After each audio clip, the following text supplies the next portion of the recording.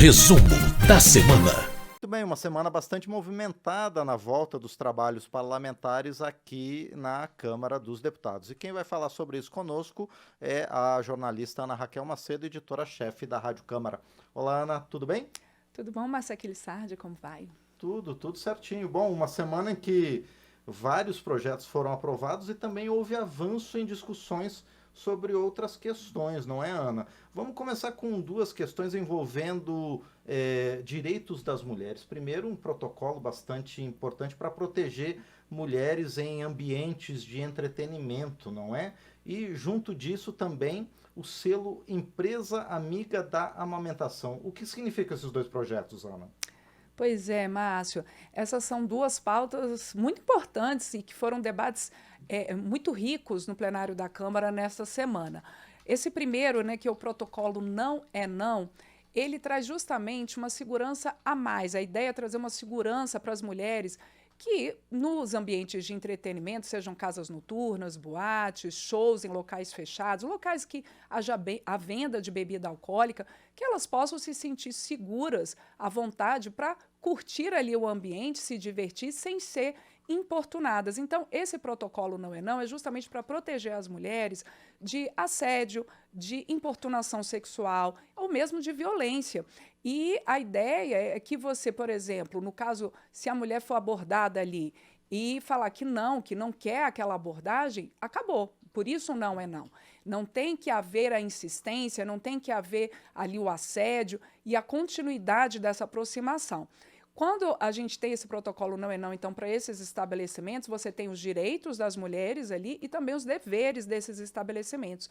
Os direitos das mulheres é que, caso haja alguma violência contra elas, ou esse assédio, ou essa importunação, que elas possam procurar alguém nesse estabelecimento que a atenda de maneira acolhedora e que passe a ela esse protocolo, que ela possa, então, ser afastada, né, do agressor nesse ambiente, que ela possa ter ali a indicação de uma pessoa para acompanhamento dela nessa situação, caso haja ali uma situação de violência maior e haja necessidade de se chamar, por exemplo, as forças policiais. E, por outro lado, esses estabelecimentos, eles têm que, então, ter pelo menos uma pessoa treinada para dar seguimento a esse protocolo, tem que divulgar esse protocolo Não é Não, tem que divulgar os números telefônicos da Polícia Militar, dos centros de atendimento à mulher, tem que chamar a polícia em caso de violência e também manter por pelo menos 30 dias as imagens de eventuais câmeras de segurança que haja nesses estabelecimentos, exatamente para o caso de ter havido ali uma violência e haja necessidade de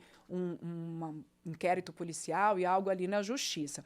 A inspiração dessa proposta, Márcio, ela vem a partir do protocolo que há hoje nesse tipo de estabelecimento na Espanha. A gente lembra o caso do jogador Daniel Alves, que está preso por estupro na Espanha, e que foi justamente esse protocolo em um estabelecimento ali de entretenimento na Espanha que permitiu o andamento desse caso e o atendimento à vítima lá na Espanha.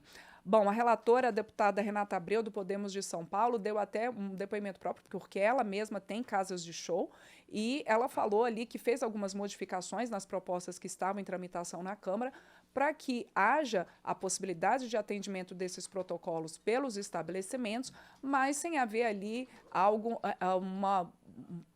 que inviabilize a atividade ali desses estabelecimentos. Então, por exemplo, havia em uma das propostas em análise a previsão de uma multa em caso ali de descumprimento, mas esses valores, por exemplo, foram retirados da proposta. Essa proposta, então, ela segue agora para a análise do Senado e ela traz também, Márcia, a possibilidade de um selo Não é Não, Mulheres Seguras, para estabelecimentos que cumpram esse protocolo, mesmo que não sejam esses estabelecimentos onde haja venda de bebidas alcoólicas ou diretamente ligados a essa questão do entretenimento. Ainda sobre o direito das mulheres, a gente teve também a aprovação de uma proposta que traz o selo Empresa Amiga da Amamentação. Essa proposta que foi aprovada pelos deputados justamente no Agosto Dourado, que é o mês de incentivo à amamentação, esse movimento e essa questão tão importante para o vínculo entre a mãe e o filho e para o próprio desenvolvimento do bebê. A gente lembra que o leite materno é o alimento recomendado, um alimento recomendado para os primeiros 6 meses de vida do bebê como alimento único do bebê, e que depois haja a possibilidade de as mães amamentarem até os 2 anos de idade da criança. Então, essa proposta aprovada, ela incentiva que as empresas, para ganhar esse selo de reconhecimento, que elas façam campanhas de conscientização sobre a importância da amamentação, e não só isso, que elas tenham em seus locais áreas ali destinadas à amamentação, ou também para que a mãe possa fazer a ordenha do leite, né, possa retirar o leite para depois passar ao seu bebê. Então, também esse incentivo à amamentação e esse reconhecimento da importância da amamentação foi uma proposta aprovada, que também ainda vai para o Senado e que foi muito comemorada pelos deputados e pelas deputadas, inclusive a deputada Thalíria Petroni, do pessoal do Rio de Janeiro, que atualmente amamenta, está com um bebê mais novo, né, o seu filho mais novo tem 7 meses, e ela amamenta no plenário, e ela foi uma das que ali no plenário se colocou, claro, com seus depoimentos e reforçando essa importância da amamentação. Essa que foi uma proposta relatada pela deputada Alice Portugal, do PCdoB da Bahia. Agora, essas matérias que vão para o Senado também fazem parte de um movimento, né, natural aqui do Parlamento, que nessa semana, por exemplo, teve uma troca de temas econômicos, né, entre Senado e Câmara. O presidente da Câmara encaminhou ao presidente do Senado o texto final da votação da reforma tributária aqui na Câmara, e, em contrapartida, a Câmara recebeu de volta o arcabouço fiscal, não é, que voltou do Senado com alterações, não é, Ana?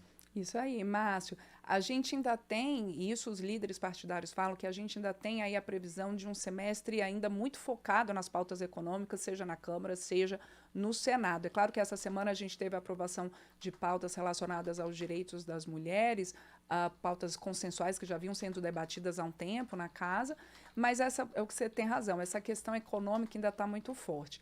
A Câmara ela concluiu no primeiro semestre a proposta de reforma tributária, e aí houve essa entrega simbólica da proposta pelo presidente da Câmara, Arthur Lira, ao presidente do Senado, Rodrigo Pacheco, presidente do Senado, que disse que lá as discussões já começam pela Comissão de Constituição e Justiça, e que vai haver aí um interesse também lá no Senado de um debate intenso sobre a reforma tributária, e a expectativa é que essa proposta ela tenha sua votação concluída ainda neste ano. E, por outro lado, como você mesmo mencionou, Márcio, teve a volta da proposta do novo marco fiscal, do arcabouço fiscal, como ela tem sido chamada. Ela já tinha sido votada pelos deputados, foi ao Senado, passou por modificações pelos senadores, e agora ela tem uma nova rodada de debates aqui na Câmara. O relator dessa proposta, o deputado Cláudio Cajado, do PP da Bahia, ele já deu algumas entrevistas, inclusive aqui para a gente na Rádio Câmara, também a TV Câmara, falando que ele defende o texto dele, o texto que ele apresentou e que foi votado aqui pelos deputados. Essas modificações incluídas pelos senadores, como, por exemplo, deixar de fora desse novo marco fiscal, que vai substituir o regime do teto de gastos, deixar de fora, por exemplo, os recursos do Fundeb, que é o Fundo Voltado à Educação Básica, o Fundo Constitucional do Distrito Federal, uma nova forma de incluir ali a variação da inflação para o cálculo de quanto que o governo vai ter de receita para poder, dentro desse regime, dentro desses marcos fiscais, da ajuste das contas públicas, tudo isso que foi incluído pelos senadores no texto da Câmara, isso que vai ser debatido agora.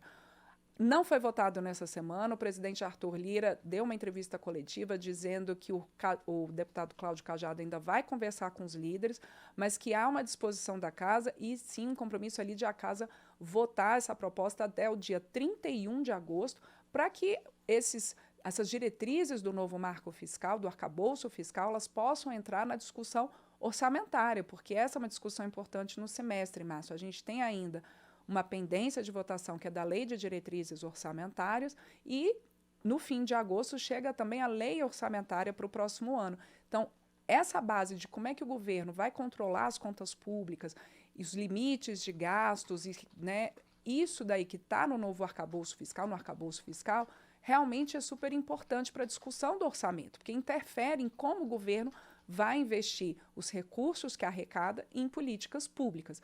Então, essa discussão está toda junto e há esse compromisso, como eu disse, de votação até o fim de agosto, do novo arcabouço fiscal para a chegada, então, do orçamento já com esses parâmetros.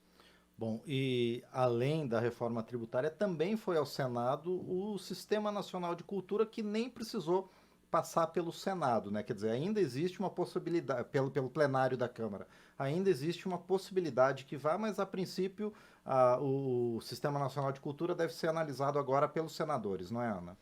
É isso mesmo, Márcio. Essa é uma proposta, o Sistema Nacional de Cultura, que é o que a gente chama aqui de projeto com tramitação conclusiva, explicando aqui o nosso regimento, né?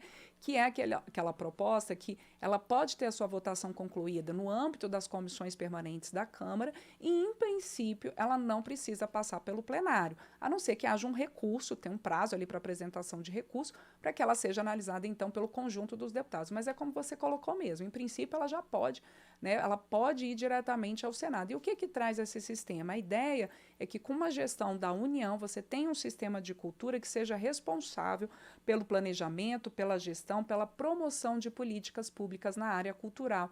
Isso ali já está previsto na Constituição e seria essa regulamentação de ter esse Sistema Nacional de Cultura. E numa ideia de não só você ter algo ali articulado de promoção de fazedores de cultura, de políticas públicas voltadas à cultura, então, para que todos possam ter esse pleno exercício dos direitos culturais, mas que haja também, Márcio, uma possibilidade de acesso a fontes de financiamento. A gente tem acompanhado aqui no Parlamento, ano após ano, e principalmente após a pandemia da Covid-19, a dificuldade de investimento e de recursos para a cultura. Uma área muito afetada nos últimos anos. A gente teve a aprovação, a gente lembra aqui, de propostas e leis que são importantes nessa área do financiamento cultural após a pandemia, como a Lei Aldir Blanc 1 e 2, a Lei Paulo Gustavo, mas a ideia do Sistema Nacional de Cultura é que você tenha algo, então, orgânico, articulado, que tenha ali a possibilidade de financiamento da área, especialmente para pequenos empreendimentos ali de estímulo à cultura e também articulado com os outros entes federados, com os vários sistemas que há de financiamento à cultura e com possibilidade, então, também de que estados e municípios possam planejar os seus sistemas próprios de cultura. Então, essa proposta, caso não haja recurso para avaliação dela pelo plenário, como você disse, já pode ir diretamente ao Senado. Muito bem, então estes foram os destaques, né, dessa semana nas votações aqui na Câmara dos Deputados. Ana Raquel, agradeço muito por sua participação e a gente se encontra na próxima semana, então. Exatamente, Márcio. Na próxima semana, quem vai estar aqui é o Antônio Vital, que vai estar fazendo aqui o resumo da semana. Eu vou estar participando ali de um congresso aqui pela Rádio Câmara. E, de toda forma, a gente sempre vai trazer essas informações, né, Márcio? E que a gente agradece sempre quem acompanha a gente aqui ao vivo pelo resumo da semana, aqui pela Rádio Câmara, pela Rede Legislativa de Rádio, pelas nossas rádios parceiras, também pelo nosso canal da Câmara no YouTube, rádios parceiras que também depois usam o resumo da semana em podcast, como a Rádio Web Tetra Hertz de Duque de Caxias, no Rio de Janeiro. Muito bem, mais uma vez então, obrigado Ana Raquel Macedo, jornalista, editora-chefe da Rádio Câmara, aqui no nosso resumo da semana.